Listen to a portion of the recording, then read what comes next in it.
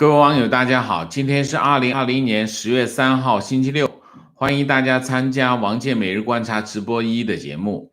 我们今天的题目是美国移民局公告禁止中共党员移民美国。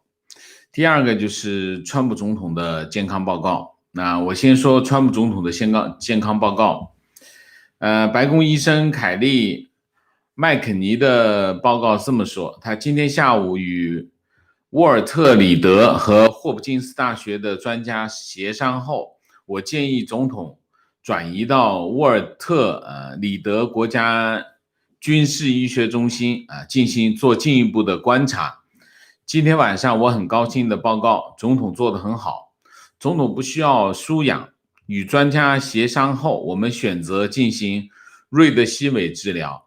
总统已经完成了第一剂开始舒适的休息这就是昨天晚上这个麦肯尼的这个报告那么现在有个问题现在问题是，川普总统是美国东部时间2号凌晨12点54分，他在推特上面宣布，他和这个第一夫人双确诊这个武汉肺炎。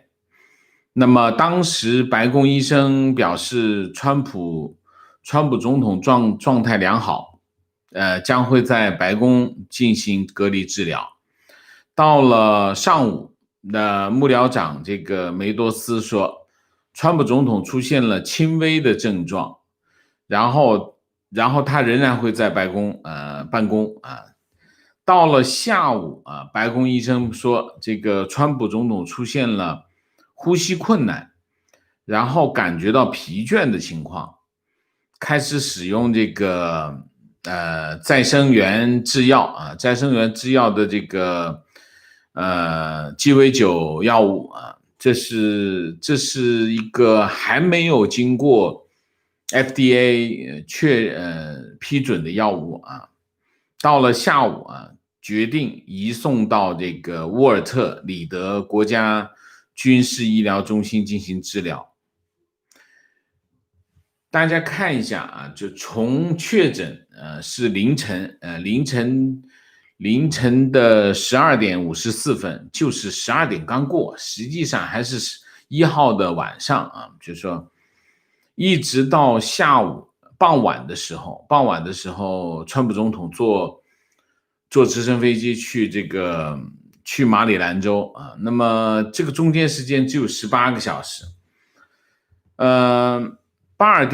前巴尔的摩卫生专员急诊科的医生叫 Lina Wen 说他是这么说，他说通常呢，从确诊到开始出现症状，通常会是5到8天的时间。那么这个症状当然包括呼吸急促发烧等等。川普总统在24小时之内就出现了症状，这不合理就和我们看到的这个情况不一样中间肯定有很多遗漏的地方。那么 CNN 驻这个白宫的记者叫 Diamond 也说，川普总统这18个小时之内到底发生了什么情况不知道那么这个总统的这个状况到底是什么样的程度，要让他的医生决定让他入院治疗那么以川普总统的性格来说，他很好强他进医院会让他觉得好像很软弱的样子，所以他不愿意，一般来说他不愿意进医院。那么现在医生到底跟他说了些什么，让他愿意接受入院治疗这件事情？所以呢，我们从我的感觉来说，我觉得白宫医生向外发布的信息当然他尽量的让大家觉得总统的健康状况没有问题但是以川普的性格来说，他进医院肯定医生跟他讲了一些很严重的问题，否则他不会进医院也就是说，川普总统选择进医院肯定比他比它表现出来的情况要严重，这是我们的基本判断。也就是说，川普总统他的健康状况肯定比他的白宫医生表现出来的要严重啊，这是第一个。第二个，现在已经有3名共和党参议员有这个也已经确诊感染病毒啊，那么然后各种阴谋论已经开始出来了啊，各种阴谋论有说有免签啊，有各种说法出来，当然现在还没有结论，但是大家要知道，川普总统感染了武汉肺炎，已经有三名美国共和党的参议员感染了武汉肺炎，那么这里面一定有原因啊，到底原因是什么，我们现在还不知道，我们现在只知道有这样的说法，好吧？先播报啊，就是关于川普总统的这个健康状况，我们就播报到这里。那么我们会随时跟进这个川普总统，我们每一期节目都会播报川普总统的健康状况啊，直到他离开医院为止啊。那么继续，习近平向川普总统发慰问电啦啊，那么习近平向川普总统致慰问电，新华社啊，2020年10月3日，国家主席习近平致电美国总统特朗普，就特朗普总统夫妇感染新冠病毒致以慰问。习近平在慰问电中表示，得知总统先生和梅拉尼亚女士感染新冠病毒，我和我夫人彭丽媛仅向你和你夫人表示慰问，祝你们早日康复。就是一句这样的话啊。有2点啊，有值得跟大家报告。第一个，这个公告的时间啊是2020年10月3号18点13分啊，也就是北京时间的傍晚时分啊，距离川普总统入院已经将近5个小时啊，8个小时啊，将近8个小时。那么新华网和人民网都放在头条啊，这放在头条本身就很搞笑，因为其实这就是2行字啊，2行字。这2行字呢，新华网跟人民网都非常用心的把它做成一个图片，上面2行字，下面图片啊，把它变成一个图片再贴上去啊，其实内容是相同。然后呢，新华网跟人民网也非常搞笑，一个大标题啊，习近平慰问这个特朗普总统，然后底下还放了小标题啊，小标题，这小标题的链接跟大标题链接是同一个，就是这篇稿子啊。为什么？我还是讲过啊，在中共的媒体当中啊，它就是用版面来反映重要性，可是呢，你这版面就2行字怎么办？版面很短啊，很短是不是不重要了？不行，那我怎么办？我就把它变成图片，再贴一遍啊，这就是他们的表达方式啊。但是呢，他把它放到头条，头条其实挺搞笑，因为这件事情都已经过去这么长时间了，然后放到头条，说明什么呢？说明我很重视啊。我们说说这个事到底怎么样？那第一，之前就没有表示啊，所以我们昨天的节目里面批评说这个没有大国风度，全世界都去慰问美国总统染上武汉肺炎啊。那么我们不说别的，我们只说这外交礼仪上来说，你应该表示一下，因为美国总统嘛，是不是？但是没有表示啊，没表示肯定是因为之前因为习近平没点头啊，没点头的原因是什么？陕西老农民的性格吧，就是小气嘛啊，小气，他不点头谁也不敢动，所以完全没反应，连报道都不报道。然后最后习近平点头了啊，这事儿就已经很重要了，那就拿来做头条啊。大概这件事情的发生是一个这样的发生，这反映了集权独裁政权的这种特性啊，就是第一个，决策效率很高，只要老大一点头，这事就决策了啊，决策效率非常高，但是决策质量非常低啊，决策质量非常低，就是所有的东西都是老大一拍脑袋就搞定了，所以决策质量非常低，但是决策效率很高，所以对于整体政权来说风险非常大，因为万一做错了这个决策呢，所以基本上你每个决策都是50-50啊，50可能是好的，50可能是不好的，但决策质量非常低。那么西方民主政治的特点是什么？反过来啊，决策效率非常低，因为要取得大家的共识，那么每个人都要对这个决策提出意见。提出意见的时候呢，每个人都得迁就这个每方利益，所以这个决策会非常的缓慢，但是决策质量很高，就是当他决定的时候，这件事情的发生就会让所有的各方面的利益都照顾到，就不会简单粗暴。就像说我们集中力量办大事，你只能说那个大事那件事，其他事情全掉地上就不能讲了。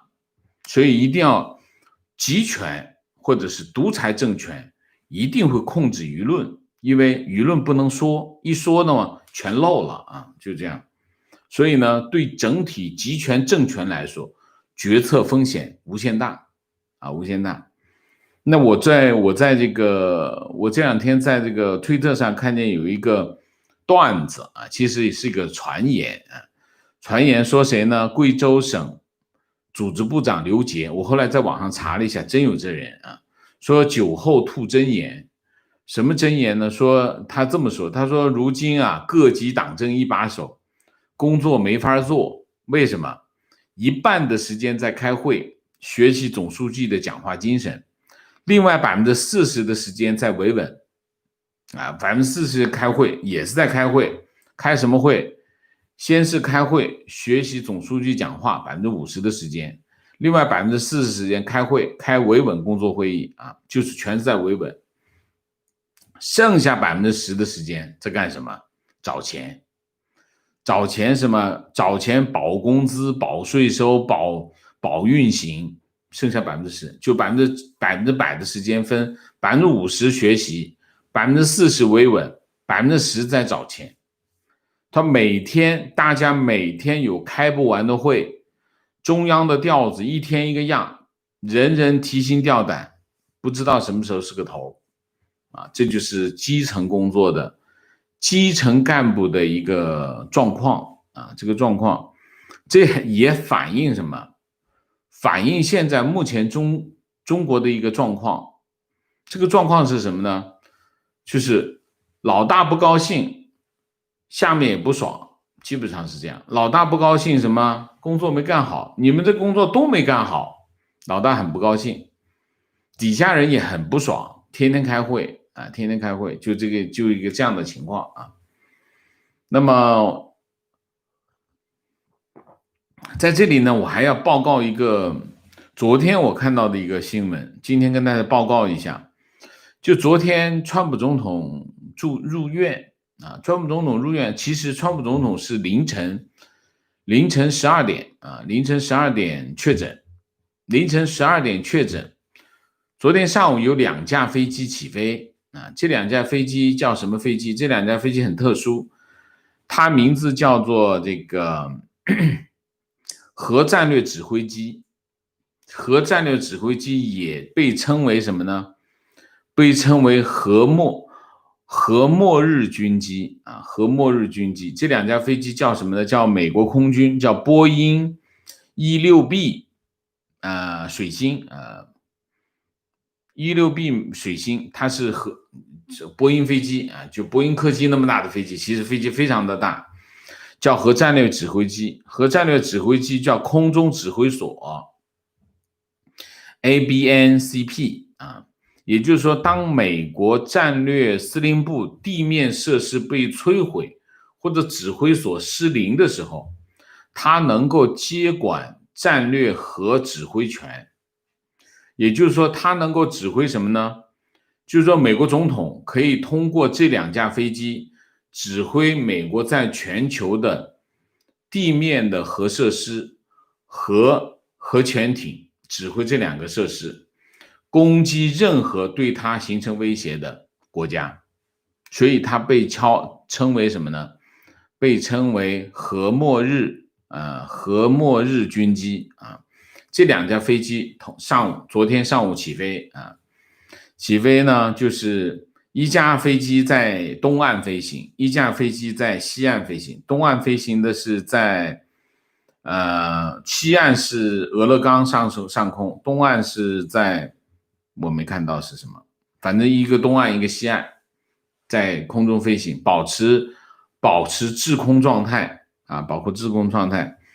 美国情报爱好者叫 Tim Hogan， 他说呢，他们已经预料到这个水星会起飞啊，这是意思是什么意思？向其他拥有核武器的国家，比如说俄国，比如说中国，比如说甚至是向北韩传递信息啊，说我们的3军统帅生病了，但是美国的核指挥体系不会停息啊，仍然在运行啊。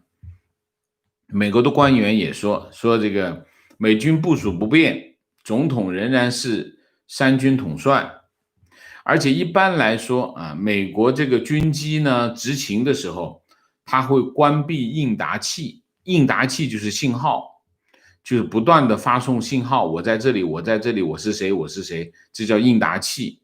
通常会美军一执勤，他就会把应答器关掉，就让人不知道他是谁，或者是不知道他，看不到他。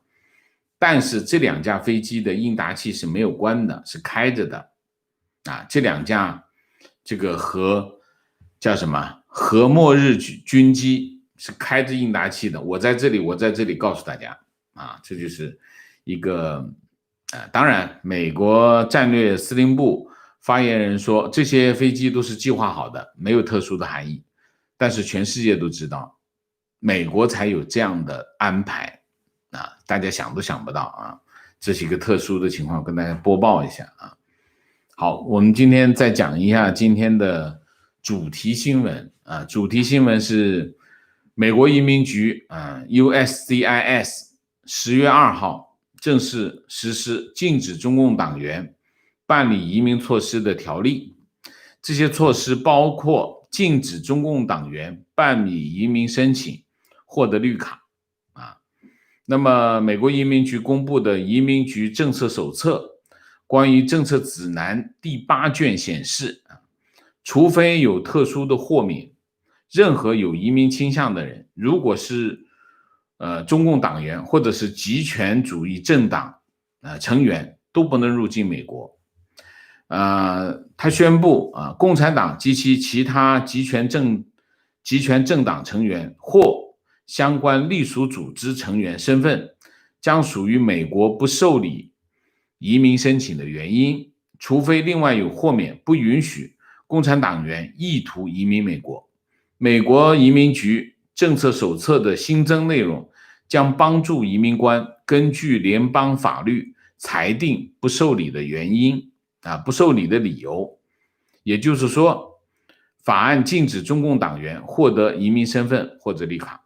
移民局表示，共产党及其他极权政党成员的身份与美国规划宣誓不符，而且不相容，无法保证支持和捍卫美国宪法和法律。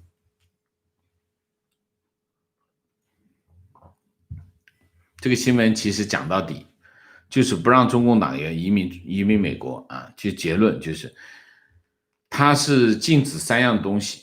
第一个，禁止他们申请移民申请。第二个，禁止他们获得绿卡。第三个，禁止他们因为移民或者是申请移民进入美国。当然他没有禁止说非移民的签证，没有，这个没有发生这个没有发生。那么7月中旬7月15号纽约时报报道，美国政府考虑拒绝中共党员的相关措施，包括禁止中共党员入境美国那么当时的新闻重点是禁止中共党员入境签证，其实当时是这个，但是今天的这个新闻没有禁止中共党员，就是非移民签证，没有，这个没有禁止，但是它禁止移民签证啊。那么就是这一条新闻呢，和《纽约时报》的新闻是正好是不一样的啊。《纽约时报》当时的新闻是7月15号的新闻是讲美国政府准备禁止3类人进入美国，一个是中共党员，一个是国企，一个是政府官员，禁止这3类人进入美国。那当时的新闻是这个新闻，但是今天发生的是正好反过来，就是禁止中共党员移民美国，包括因为移民美国而入境美国也禁止，但是非移民不禁止啊，这是另外一个。那么我这里例行公事要跟大家播报一下，中共党员今年的数量，注册的数量是9191万，9191万。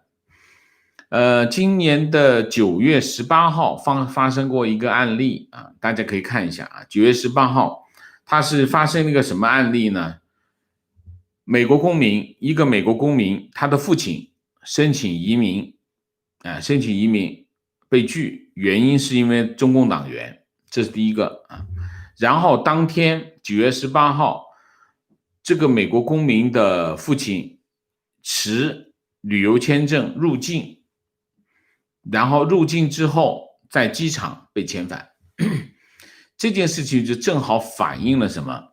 反映了美国移民局最新的政策啊。我们当时的新闻的问题是，美国是否已经采取了新的签证政策，对中共党员是否有特殊的待遇？那么今天美国移民局的公告显示，9月18号的案例正好反映了这个政策的变化，就是禁止中共党员获得移民身份或者是获得绿卡，同时阻止他们因为要移民而进入美国啊。这两件事情是这样的啊。美国早期的移民法规定，但凡是属于中共或者是共产党或者其所属的组织不得移民美国，这是早年的啊，只要入境美国发现他是共产党员，就会递解出境。到1990年冷战结束，美国在90年修改了移民法案，放松了共产党员入境或者是移民美国的规定。那么到了90年，他修改的是什么呢？就是说，如果符合以下条件，就可以豁免，就算是共产党员也可以豁免，可以申请移民啊。它有5个条件：第一个，16岁以前加入中共；第二个，加入中共并非是自愿性质，或者是被迫加入中共；第三个，加入中共时并非认同党的纲领或者政治目标，而只是为了改进物质生活啊。第四，申请移民美国前5年已经退党，就是说你退党5年后你可以申请移民美国。那么东欧国家是2年。那么5，申请人的配偶或者是子女或者是父母或者兄弟姐妹为美国公民，或配偶子女会永久居民。那么从今天的情况来看，这个豁免条件已经取消了啊，也就是说，只要你是中共党员或者曾经是中共党员，你都不能够移民美国。这件事情是这样啊，是这样的。那么7月15号的《纽约时报》说的是，川普政府正在制定一个签证政策啊，签证计划，禁止3类人入境美国，一个是中共党员，一个是国企高管，还有一个是解放军军官啊，大概是这样啊。但是这个新闻还没有发生。但是之前禁止中共党员移民美国的这个新闻已经发生了，所以你可以看到你看到这件事情的进展，就是说大家知道有些事情的发生跟我们新闻的进展是不是同步的它会一步一步的发生。那么现在之前说的一些事情正在一步一步的发生那我们当时讲这种可能性是很大的，从目前来看可能性是发生了，好吧 OK 那我们今天的主题就讲这么多，总结一下3点。第一个就是川普总统的身体状况令人担心然后就是已经有3名共和党的参议员已经确诊那么现在情况到底怎么样，我们仍然保持关注这是第一个。第二个新闻就是习近平向川普总统发慰问电了这第二个。第三个就是美国政府美国移民局正式公告禁止中共党员移民美国这3条新闻今天就这些。那我们下面就进入互动进入互动之前例行公事，请大家点赞，请新来的网友订阅，请大家加入我们的会员，支持我们做更好的节目。那么进入互动之后，请大家不要聊天4个情况、问题、观点、情绪那我们请大家尽量的简洁然后请管理员就是5毛千万不要放过，我现在很痛恨他们好吗？现在进入互动看看今天大家有什么高见明谢 Sophie 萌谢谢李晨谢谢。观点，美国移民局的公告并不是很令我意外，参院对这个政策已经铺垫很久了，放了很多的声音出来。是的。观点，中宣部肯定有人听王先生的节目，昨天听了节目赶紧上报，所以习近平才发慰问。 OK 好吧。观点，这和文革时期的工作时间分配差不多，50%的时间学毛指示，40%时间批斗整人，10%搞计划经济。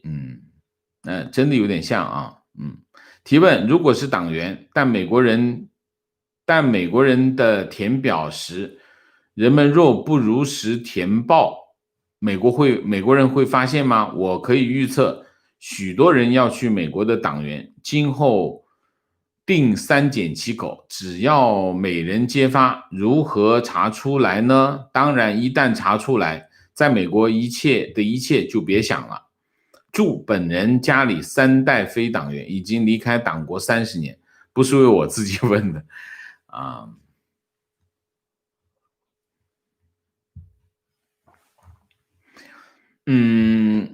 美国的移民官主要的人90%的功能就是做一件事情，就是看你是不是在撒谎。那我觉得他们很有经验吧，就是说不是你填的表他就相信的他的主要的任务就是确认你填的表是不是真实的。所以这不是我的任务，这是移民官的任务。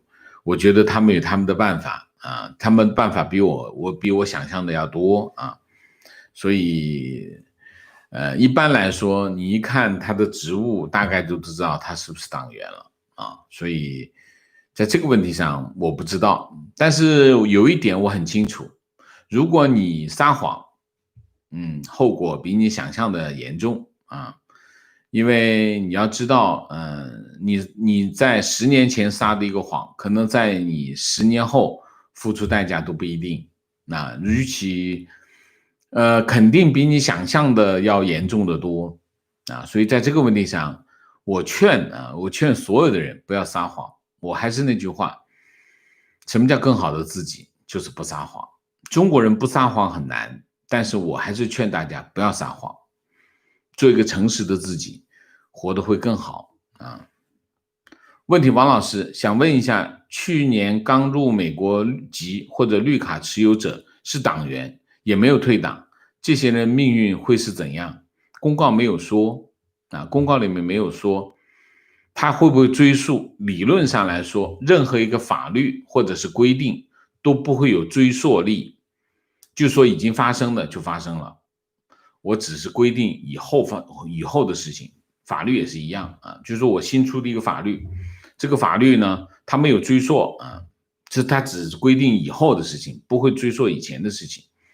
当然中共不一样，中共他们乱来那是另外一件事，我说的全世界的法律都是这样。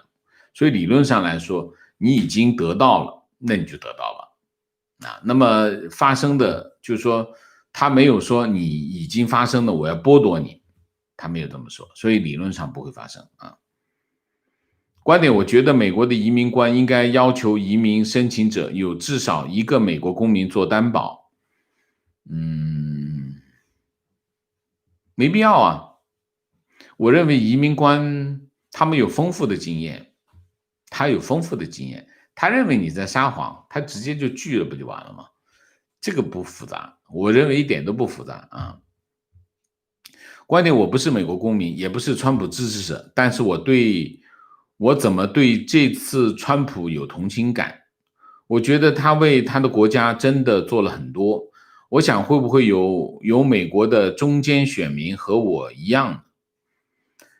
老实讲我对川普总统的健康状况的关注，不是因为他是美国共和党的总统候选人，而是因为他是美国总统，仅此而已我对川普总统的身体关注只基于一点，他是美国总统，所以我不是他的支持者，我也不是拜登的支持者，我是一个记者，我对他的关注基于他是美国总统。我也呼吁大家用这种态度来看待这件事情，好吗？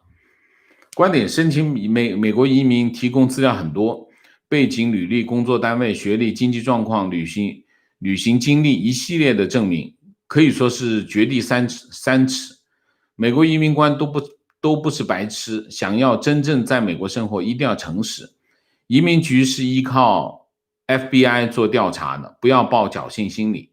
在美国，现在移民法庭当中有很多移民欺诈案件，罪名成立，足以剥夺绿卡。OK， 情况最近2天，英国这边也出条文，因为安全原因，对中国留学生签证也收紧了。我看到下面嘲讽的声音一片，说英国有什么科技？呵呵，无知无畏。想起他们拿着中国高铁和英国100多年前的地铁对比一样，无比的优越感。好吧。情况坐标加西，昨天一早开车路上听到 Virgin Radio 主持人声嘶力竭的庆祝川普染病，回到办公室又见几个同事兴高采烈的讨论，基本上都是加拿大长期受左媒洗脑，除了 AB 省外，大部分人都极左，和很多美国人类似视川普如杀父仇人。但这几个说川普 deserve it 的同事平时从不戴口罩，这就是左派的伪善和双标。观点，如果疫情被政治化，美国收治新冠病人的医院会得到政府补贴，很多医院有夸大数字，事实新冠人数与实际不符，美国的真实死亡人数估计得 N 年后才能揭晓。目前有统计，减去去年同期死亡人数，今年额外死亡是1万人左右。我有一个疑问这个疑问其实我没办法得到证实，就是有很多媒体在讨论这个问题，就是因为医院有补贴，那么补贴呢，这个医院就会夸大这个病人的数字如果医院夸大这个病人数字，算不算欺诈呢？如果算欺诈的话，那么医院做这件事情涉嫌欺诈的人会不会承担刑事责任呢？如果按照常理来说，这肯定是个欺诈，而且涉嫌欺诈的这些人肯定有刑事后果。那么我就觉得很奇怪，你想一下，医院这些人都是高薪厚职，这美国的医生的收入很高，他为什么要做这样的动作？就是说啊，我是老板，我愿意做这件事情。问题是你老板愿意做这件事情，我可以理解，但是为什么院长和这医生这些人会配合老板来做这件事情？而且你想一下，这些医生，你不管你收了多少病人，这医生收入不会因为你病人多他就多收入一点，不会的啊。那么他为什么要这么干？他为什么要冒这些专业上的风险？大家知道，美国的医生的这个专业地位或者专业资格很值钱，因为他靠这个为生，他收入很高。他为什么要这么干？我不大，老实讲，如果以这个角度来观察这件事情的话，我不觉得这个医院里面的这些专业人员会配合老板去做这件事情，这是第一个。更何况，如果大量的都是公立医院，他去骗补贴，他有什么动力去骗这些补贴呢？所以，然后还说有一些是因为他是共和党民主党，所以他要夸大这个数字。大家是不是对？我觉得大家是不是对这些专业人士的专业态度太不了解了吧？特别是我们如果带着政治的角度去看这些事情的，所以我对这些说法我一概不信。为什么？已经超出了我的判断基础啊，所以我不相信。但是如果你说我们以往美国人死多少人，那么现在美国死多少人，我用现在死的人数减去以往的事，这个我接受。但是你说医院夸大这个数字来骗补啊，我不相信，这后果太严重了啊！骗补也是撒谎啊！观点：川普进医院是一件很平常的事，不代表病情严重。任何检测和治疗在医院会方便很多。医疗设施是要人员来操作的，让这些医护人员进白宫嘛，那会添乱。所以去医院是方便的。医院治疗保险系数会高很多。在新闻发布方面，军事医院可能比白宫保密性还好。省得外界天天乱猜，万一病情加重再去医院，肯定影响选情。你看你最后这句话，去医院影响选情，那现在已经去医院了，那不是更影响选情吗？对不对？在这个问题上，我不同意你的看法。为什么？2点。第一点，其实我刚才讲得很清楚，他已经开始出现症状了啊，他开始出现症状。下午开始出现这个呼吸急促，然后出现疲倦的情况。他是在凌晨的时候确诊，理论上来说5到8天开始出现症状，他提前开始出现症状。然后他之前其实白宫一直讲，白宫出来一直发言人出来一直讲，他会在白宫待着。最后到了傍晚，他就去医院了。这个说法是有变化的啊。如果从我们新闻分析的角度来说，中间肯定发生了一些事情，我们不知道，然后才会由总统在白宫变成了去医院，中间肯定病情发生了变化。这个病情到底变化的是什么？没有人知道啊，白宫也没有出来解释，这才是我们的疑问。你至于说去医院更方便，我知道去医院更方便，谁都知道，否则为什么要去医院？但是这肯定不是方便的问题，他肯定是有病情上的需要。以川普的性格，他不愿意去医院啊，但是要说服去医院，肯定是有原因啊。所以你这个说法没有解释我刚才节目中提出来的问题。观点：美国的医疗体系造假的成本是天文数字，名誉损失更大，一般不会有这样的道德风险。是的，我不相信这么个说法。这个说法就是说，你说医院去为了骗补去造假，美国的医院很挣钱好吗？所以我不相信啊。观点很多时候我们都会受以往来自中国的思维影响，再把中国必然发生的事情套到其他民主国家上，非常正确。这就是刚才说这个美国医院骗补，我就认为这就是中国式思维后果方式啊。观点：川普总统100%连任，接下来会全力围剿 CCP， 彻查武汉病毒。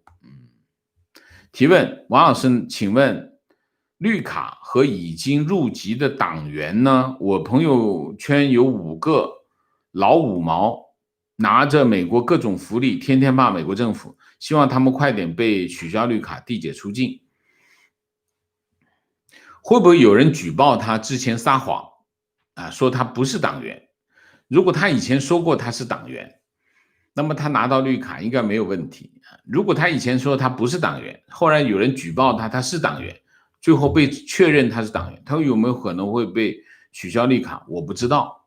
但是他撒谎这件事情肯定会付出代价，所以我不清楚这一点我不是一名律师。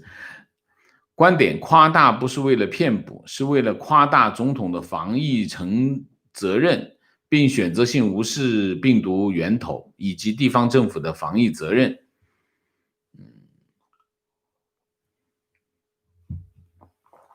夸大就是欺骗，就是撒谎。中国人喜欢用很多不同的词汇来掩盖撒谎这件事情什么夸大？夸大就是撒谎，撒谎就是有后果的，这是没有区别的事情。夸大就是撒谎，所以我们不要讨论这个问题了，好吗？不要拿这个问题再来说了。撒谎就是撒谎，没有别的，跟夸大就是撒谎 ，OK 好吗？观点我认为很多死亡的人是有基础病的，有些咳嗽发烧就是武汉病毒，不知道这些死亡人是不是全部都测试武汉病毒呈阳性观点：王先生是记者不偏向任何候选人，但是我们大部分人都不是记者，我们都有偏向。川普总统得病会让很多中间选民因同情而转投川普，是的是这样的观点：谎报得病可以免费医疗，有些穷人有类似症状，医生觉得他无法负担，或者为他减轻负担，索性帮忙上报，因为武汉肺炎的病症很多种。这还是不了解美国。美国的病人，如果你根本付不起医疗费，你就根本就不用付，就是这样。所以不会因为这个撒谎，还是不了解美国还是用中国的思维方式来想这件事情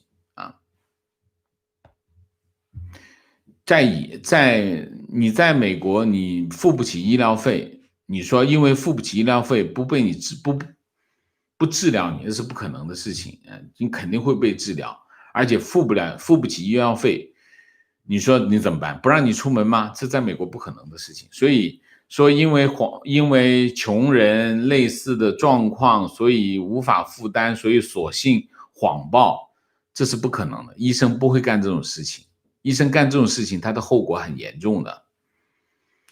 大家记住，在美国撒谎是一个非常严重后果的事情，没有人会因为他要有一些考虑而去随便去撒谎，这是不可能的事情，这不是美国的方式。中国人会把撒谎变成夸大，把撒谎变成编故事，各种各样的说谎来掩盖撒谎这个本质。大家记住，本来是1，你说成是2，你知道那是1，你仍然说成2，那就是撒谎，那不叫夸大。OK， 我们不再讨论这个问题了，好吗？情况：初中时候，班主任让我入团，我说我没有想明白为什么共青团不允许宗教信仰，问老师政治信仰和宗教信仰为什么会冲突，班主任叫我去办公室谈话，后来在那里吵了1个多小时，从此再没有人让我入团。现在回想起来，千禧年初那些年，真的是难得的一点开放和自由。OK， 观点：其实国内入党的有几个是为信仰而宣誓入党的呢？还不是为了多些实惠吗？只有利而无害而罢了。但今后入党前可能要多考虑考虑了，不再是无害了啊。观点：希望其他民主国家跟进，限制党员入境、移民入籍。我们这里使馆要强制管理中文学校，动不动要去开会，如果反对就赤裸裸威胁了。这就是发生在我们自己身上的事情，在国外也难逃他们的魔掌。提问：香港立法会民主派选择接受人大委任延期1年的事情，王先生有什么看法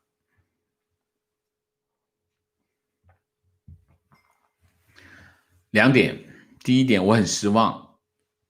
失望的原因是什么？失望的原因是他们接受委任这件事情超出了我的想象我原来以为他们会想明白，结果他们还是没有想明白。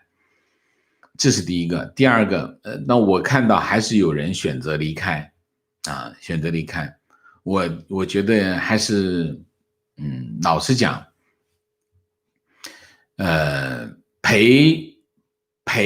陪跑这件事情，在政治上是非常幼稚的在政治上非常，所以我觉得这件事情不可接受不可接受。不可接受的原因是因为，怎么说呢？大家要知道，本身把这个选举延期是违宪这是一个违宪的行为。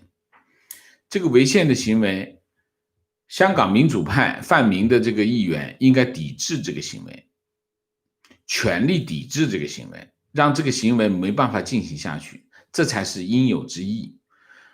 他们不仅没有抵制，而且接受延期延期意思就是我还是要留在议会里面。那么其实这是个幻觉因为这还是对中共抱有幻想其实没有幻想，他们已经把一国两制扔到垃圾桶里面去，你还跟他玩一国两制干什么？所以我很失望，老实讲我很失望。情况：我在美国医疗系统工作，美国的医生和医院也是欺骗行为。几年前，洛杉矶的一家医院把 Medicare 的流浪汉招进医院，后来被发现，医院关门了， CEO 和主要参与者被起诉。说得非常好，这就是个例子。就大家记住在美国医院的这个欺骗行为，它的代价是非常大的，他不会随便去撒谎。你知道你看欺骗吗？就搞定你就搞定了而且大家记住，美国是一个有新闻自由的地方，一个有新闻自由的地方，它的欺骗一般来说是很难持续下去。你想一下，你是一家医院你要做这件事情，你比如说我要骗保险Medicare 我骗1个2个，那能骗多少钱？没有意义就是你骗，对一个医院来说，你说我骗1个2个没有用，你必须持续的做这件事情，把它变成一个流水线，你才会有持续的收入，对吗？但是如果你持续的做这件事情，你怎么会不被人发现呢？你当那些记者都死掉了吗？那不可能的事情所以一定会被发现。为什么？这个世界上没有不透风的墙。你说我招个10个8个的流浪汉进来没有用，但是你要我天天找人来才有用。当你天天找人来的时候，这件事一定会被发现。所以我不觉得这件事情会持续的做观点：西方国家拿执业医生不容易，理论上如果有假，那么文件上都有医护人员签字，而这份文件是法律文件，很容易调查的。医疗从业人员一只脚在法院，一只脚在医疗行业踩着，以拿职业资格证书不容易推理到个人，根本没有人愿意冒着违法被告的风险去做吊销执照被告的事情。非常正确，就是这样啊。观点：在中国撒谎是生存的技能，在大陆老实人就是笨蛋的代名词，非常正确。情况：新冠病毒死亡的定义过于宽泛，无论什么死因，只要阳性就算新冠死亡。外伤、车祸死亡，只要新冠阳性就算新冠死亡。死亡的判断标准是州里的卫生部门定的，不是医院定的。OK。观点：大跃进时期有大量人被饿死，但起码在当时中共是不承认被饿死的，说他们得浮肿病死亡，所以你看怎么定义和统计。刚刚在推特上看到有美国政治人物直接声称 CCP 的病毒生物攻击了我们的总统，这个定义很准确，这点将点醒大部分美国人。提问：王老师，你觉得国内有没有一个9000万党员的总数据库呢？美国人有没有部分党员的清单呢？一定会有吧。中组部肯定有个数据库，里面有党员的数据啊，9000万党员，对吗？这很简单，这一点都不复杂，所以我认为是有个这个数据库啊。这美国人想掌握党员的清单，我觉得一点都不难，一点都不难，看岗位就可以了。看岗位，我觉得抓个90%没问题啊，对吗？你说呢？问题：禁止共产党员移民美国，反映了川普政府何种心态的转变呢？这有2点。第一点，美国政府已经很清楚了。他的主要目标不是中国人民，也不是中国这个概念，是中共。这件事情在今年的这个国务卿蓬佩奥的尼克松图书馆的发言里面讲得非常清楚，那个演讲里面非常清晰，美国的炮口已经对准了中共，而不是仅仅是对着中国。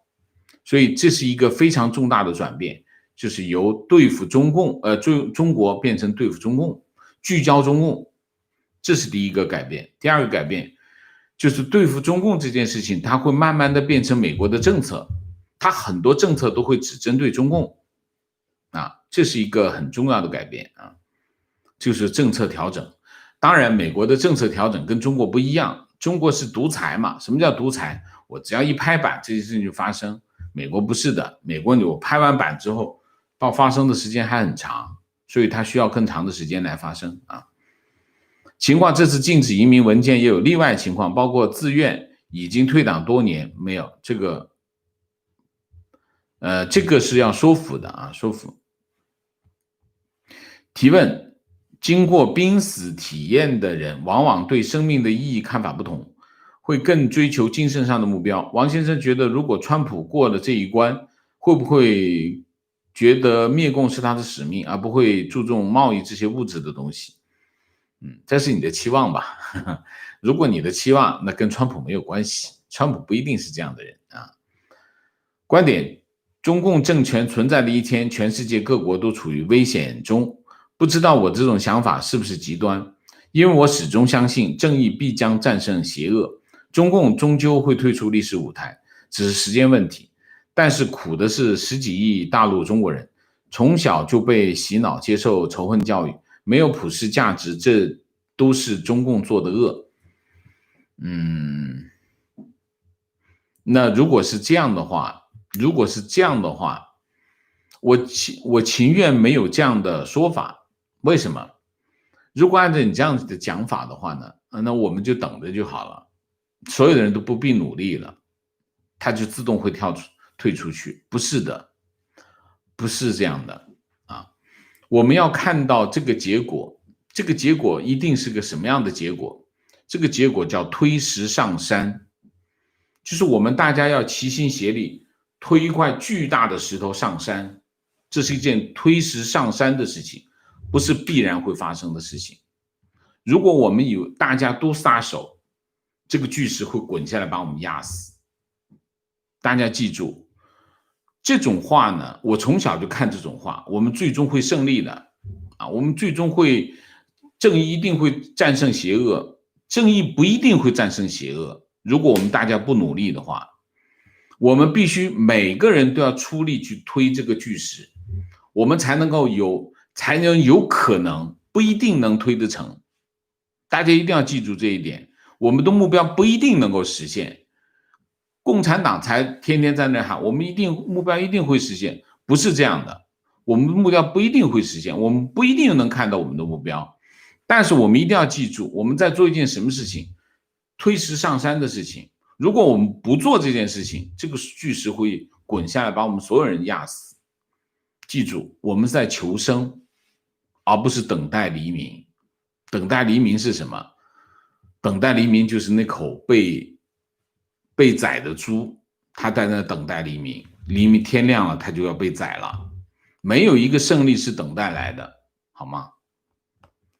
情况，国内知乎、快手、抖音等短视频媒体强烈推送拜登会优胜选举的信息啊。观点，我在日本，医生开假诊断书是要负法律责任的，在中国诊断书可以在网上买到，这就是区别，没错。情况，坐标加拿大，同事奶奶在老人院，属于一个疫情控制的非常好的老人院，2个人一个房间，他的室友阳性，移到同院的隔离区，他属于重症监测对象，曾经有过2周检测阳性，但无任何症状，后来一直阴性，仍然无任何症状。他认为自始至终没有得过 COVID， 一定是搞错了，几个月后自然离世。但是因为检测出过阳性，所以记录 COVID 死亡病例。他的家人纷纷认为他不是 COVID 死亡病例。这种争议没有问题，他不会改变局面。只有刚才网友说的那个局面，就是医院大规模的把所有的这里面有2个问题。第一个问题就是怎么样定义这个病例啊？这当然是政府定的，这是州里面定的，州里面定的一个标准，然后医院执行这个标准。我不相信医院会大规模的作假来骗补这个我不相信只有大规模骗补才有意义就如果他真要骗补的话，他肯定不是3个5个，那有3瓜2枣有什么用？没用的。他如果真要骗补，那就是成千上万的骗补才有意义。那我不相信这件事情在发生这不 make sense 观点，从进化学和哲学的角度讲，微小的病毒可以认为是有智慧的，新出现的病毒毒性大，致死率高，不利于病毒自身的繁殖。10个月来，疫情的死亡率普遍下降，所以可以判定病毒在自我进化，降低毒性。但中共肺炎的致死率降到常见传染病一般致死水平，此次疫情也就结束了。或许疫苗会在这一情况后才能应用。中世纪的黑死病也是没有疫苗，但肆虐几年后就再也没有狂暴来袭，是这样的，这是有道理的就是说病毒的毒性太高，病毒其实是寄生在人体当中，人体是它的寄宿主叫宿主。病毒要活下去的前提是宿主还活着所以病毒呢，如果它毒性很高，宿主啪死掉了，它也跟着死掉了。所以呢，病毒就慢慢的进化。什么叫进化？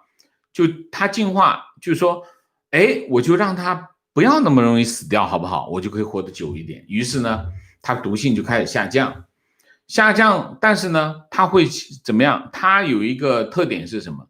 它传染性很高，就是说，毒性高的时候呢，它传染度就没那么高。传染度高的时候呢，毒性就没那么高。它通常是一个这样的关系。这个呢，武汉肺炎的情况是毒性又高，传染性又高。当它传播出去的时候，杀人就很无数。但是他发现这样不行，这样下去我根本就活不下去，然后毒性就开始下降。现在的情况就是毒性正在下降的阶段，但是下降到什么程度不知道啊，一定是这样啊，一定是毒性逐步下降，逐步下降，衰减到什么程度呢？衰减到对于普通的人来说啊，普通人不是上年纪的普通人来说，他的毒性跟流感差不多。最后会变成一个这样的情况啊。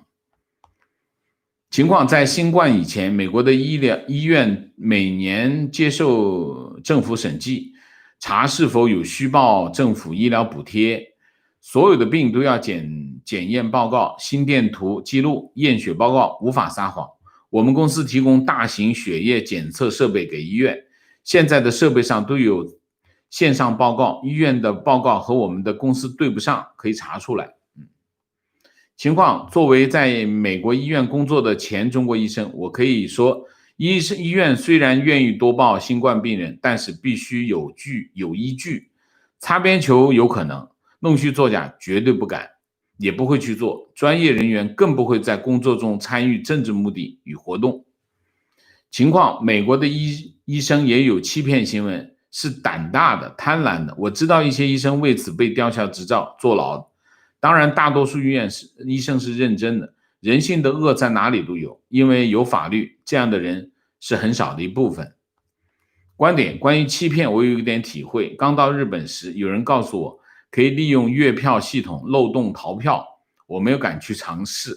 后来看新闻，有人被抓住，然后按照推测逃票日期倒退去罚好多倍钱，所以我知道不要尝试弄虚作假。OK， 好吧。